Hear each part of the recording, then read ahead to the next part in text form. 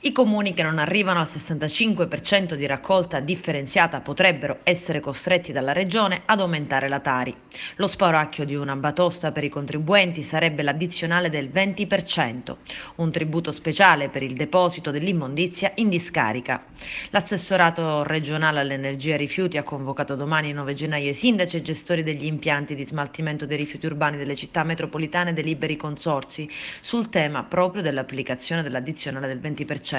Non si possono caricare sui comuni e di conseguenza sui cittadini le inefficienze della regione. Se i livelli di differenziata in Sicilia sono mediamente ridicoli, la colpa non è certo dei cittadini, che finirebbero per pagare con un aumento delle tariffe le colpe del governo regionale che non è riuscito a mettere in campo idonee strategie per incentivare la differenziata.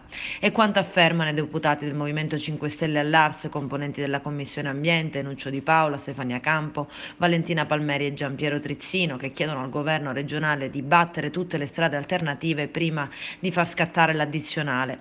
Tra l'altro, concludono i deputati pentastellati, l'aumento non servirebbe a far lievitare il servizio di raccolta, ma finirebbe solo col penalizzare i cittadini corretti, che già differenziano e pagano la Tari, e chi attualmente evade la tassa, e sono tantissimi in Sicilia, continuerebbero a non pagare gli aumenti.